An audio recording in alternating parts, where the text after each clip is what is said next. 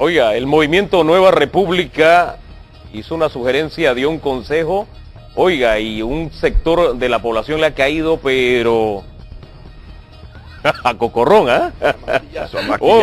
Vamos a hablar un poquito de cómo cierran también ellos este periodo político de cara a las elecciones el día domingo. Será en breve cuando conversemos con Alvin Widel. Claro, hecho conocido, ellos hicieron una recomendación, han sugerido que se vote por Juan Carlos Navarro. ¿Ustedes esperaban una reacción tan virulenta contra quienes se oponían a esa sugerencia? Buenos días, mira, no la esperábamos, pero no sorprende tampoco. No sorprende porque a veces los niveles de fanatismo de algunas personas, a veces pues su emoción apoyando a su candidato, puede generar dentro de un clima de mucha tensión esa situación, pero yo creo que eso ya pasó. Ahora, ya felizmente eso fue solamente una noche y al día siguiente todo el mundo, tanto yo como ellos, yo los tuve que enfrentar. Yo tengo que pedir hasta disculpas si en algún momento intraté a alguien o alguien se sintió intratado. Pero al calor de estas luchas no es fácil, uno también es humano y cuando te están insultando, te están vejando, están convirtiéndote en un oportunista, entonces son cosas que molestan, pero ya llega el momento en que las aguas toman su nivel y todos debemos pensar que esto debe ser una fiesta democrática positiva.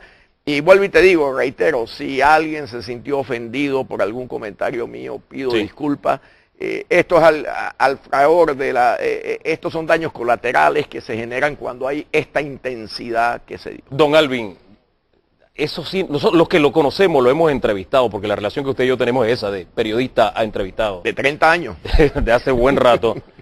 Sabemos que usted es un hombre que se apasiona por lo que piensa, pero su reacción en Twitter fue virulenta también. Bueno, es que los ataques eran virulentos, nos estaban destruyendo, nos querían destruir moralmente. Mira, parte del problema es que y yo no comencé eso, yo simplemente me defendí y tuve un poquito que ser virulento para poder mostrarles que, bueno, si ellos querían ser salvajes, bueno, también acá teníamos guerreros. A mí también me llamó la atención que en la conferencia de prensa, incluso cuando hicieron ustedes el pronunciamiento, usted decía, le dijo a una periodista, esa pregunta está fuera de lugar, cuando desde mi concepción como periodista todas las preguntas son válidas. Sí, lo que sucedió ahí fue lo siguiente, mire, estaba Telemetro transmitiendo en vivo el acto, la periodista de Telemetro le reclamó a la otra periodista que ella no tenía derecho a hacer preguntas, que ellos tenían transmisión directa, que respetara eso. A eso siempre se llega a un acuerdo entre los canales, a propósito de que está en vivo, bueno, es el primero que pregunta, es el primero que pregunta. Pese a esa discusión que se formó entre las dos, como esa periodista era de NEC TV, la televisora de Martinelli, yo le dije, mire, déle la oportunidad, pues. Claro. Pero el problema es que trató de hacer una calumnia dentro de la pregunta contra el señor Eisman. Claro. Y a mí no me parece tampoco que un periodista tiene derecho a usar una conferencia de prensa para calumniar a un ciudadano de la talla moral de Roberto Eisman. Ahora, eso se ha repetido. Y yo todo lo que hice fue decirle, señorita, esa parte de la pregunta no se la va a contestar, yo soy el vocero. Claro. Ahora, esa parte que tenía la pregunta de señalar de vendidos, se ha sumado a otras cosas como que ustedes llegaron a un acuerdo de que nombramientos en el próximo gobierno, etcétera, etcétera. ¿Qué hay de eso? Eso es absolutamente mentira. Nos inventaron, incluso en uno de los tweets que tú habrás visto, nos inventaron que Roberto Eisman y este servidor habíamos pedido 4 ministerios cuando tratamos de unir a los partidos. Eso es una canallada. Vea, nosotros no somos hombres de pedir ministerio. Aquí sentado yo con Álvaro Alvarado, me preguntó si yo aceptaría el puesto de un gobierno de oposición, de cualquiera de los dos, de procurador y contralor. Le dije, no, Álvaro, yo no voy a aceptar ningún puesto. Y eso pasó hace mes y medio. Nueva República tiene un principio ético. Ninguno de sus integrantes puede aceptar ningún puesto del gobierno de Juan Carlos Navarro. Nosotros lo que vamos a hacer es garantes, vamos a velar que los 12 puntos se cumplan. Entre eso, que se nombre un contralor independiente, se nombre magistrado de la Corte Suprema de Justicia independiente, se nombre lo que sería el procurador independiente. Esa es nuestra tarea. Y para tener esa autoridad moral, nosotros tenemos que estar despegados. Yo voy de candidato a diputado. Si salgo, y te voy a confesar... ¿Cómo va la campaña a propósito? Iba muy bien hasta el incidente del viernes, Sí. porque he perdido muchos votos. Claro. No me preocupan. Ajá. Claro ¿Y por qué los ha perdido? Explíqueme Hombre, ese fenómeno. los perdí porque muchas de esas personas que estaban fanatizadas ese Ajá. viernes, algunos de ellas lo decían inclusive, no voy a votar con usted. Yo digo, bueno, mire, para mí lo importante es el país. A mí, si yo no salgo de diputado, eso no me quita en lo absoluto ¿Y el los sueño. PRD no lo premiarán Porque, no, con el voto? Yo no busco premio de nadie. Yo creo Ajá. que ellos van a votar con sus candidatos y bueno, tienen todo su... Mira, yo no hago nunca nada por cálculo. Lo que sí puedo decirle al Sí. país es que mi trayectoria siempre ha sido que yo he aprendido siempre, igual que Mario Galindo, Bobby Eisman, Yeyito Barría, Bermúdez, a poner nuestros intereses personales por encima, por debajo del país. Hay un análisis que he escuchado insistentemente. No dejes que una encuesta decida por ti. ¿Esto fue una decisión de una encuesta? Porque usted me ha dado un documento de varias páginas, ve otros elementos, pero quiero que usted los diga, no yo. Sí, no solamente no fue una encuesta, fueron las 3 encuestas, fueron análisis históricos de peso específico de partido político, fueron estructuras. Miren, el último día, la reunión se hizo el último día en mi casa, el señor Baby Valderrama de la campaña de Varela nos visitó para exponernos toda su organización para el día de las elecciones. Hasta el último día nosotros estuvimos recibiendo de ambas campañas, de los analistas de encuestas, de los propios creadores de encuestas, Sí. opiniones. Nos vimos con todo, o sea, los españoles, el grupo que trajimos.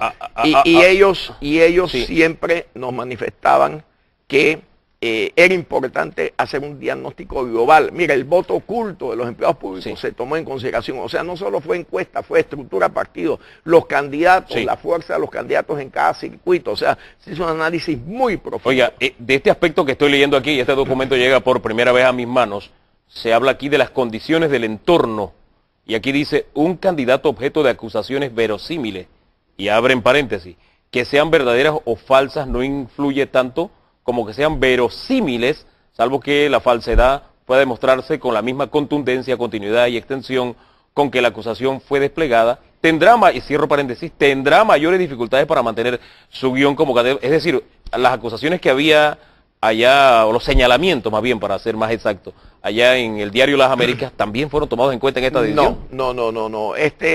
No, y es muy bueno que lo preguntes porque esto refiere más bien es a la situación en que queda un candidato cuando es atacado Sí. y para defenderse tiene que descuidar su campaña. Claro. O sea, no hay un juicio de valor, ni refiere a ninguna publicación, ni a ninguna acusación Pero especial. eso no ha pasado con la campaña de Varela, él ha seguido en su campaña. Pero es que no se refería a Varela el Ajá. comentario, se refería en general a cualquiera de los dos candidatos de la oposición que fueran sometidos a esos ataques, Ya. lo que le pasaría pues de que tendría un efecto negativo en su campaña porque tendría que gastar el tiempo para lo constructivo en defenderse de lo destructivo, sea verdad, sea mentira. Usted sabe, lo que más me llama la atención de este acuerdo, en lo personal y como ciudadano, es la auditoría a las megaobras, porque uno de los señalamientos que siempre se ha hecho esta administración son los sobrecostos. Anoche nos recordaba en debate abierto el presidente Martín Torrijos que el puente ese hacia Patacón, el Trébol, puente inteligente como le llamaban, ese puente costó 58 millones.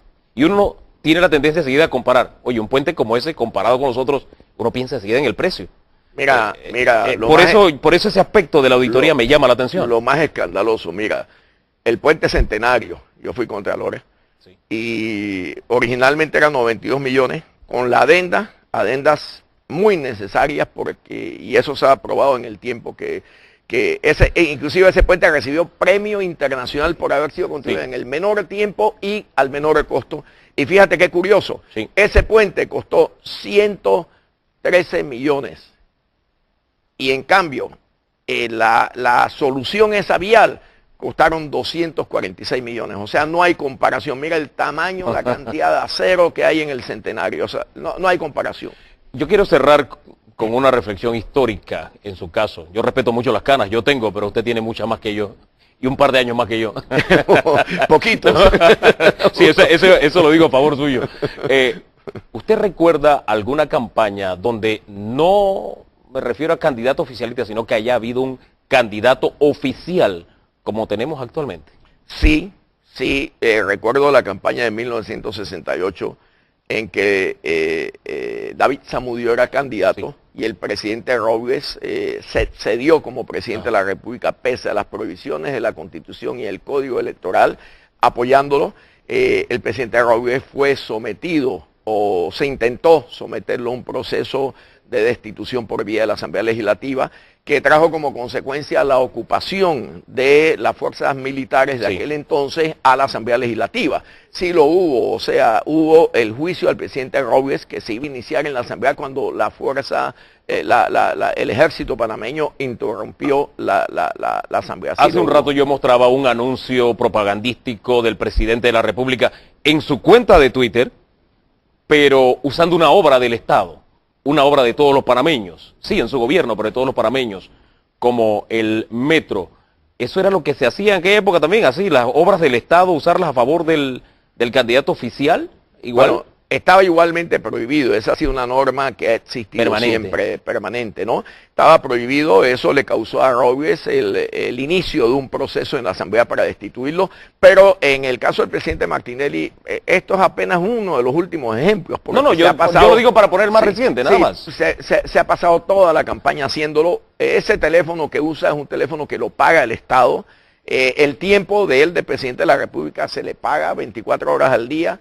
Él come la presidencia, él hace todo tipo de actividades en la presidencia y él está sometido a su trabajo 24 horas al día. El presidente de la República no es un funcionario cualquiera y debe respetar la ley y no lo está haciendo. A propósito de uso de recursos del Estado, el call center, que parece que no está de vacaciones porque ya he recibido algunos mensajes con esas palabras tan floridas que usan ellos, ¿no? A propósito, quiero mostrarle algunas fotografías del trabajo que ellos realizaban y que aparecen en la cuenta.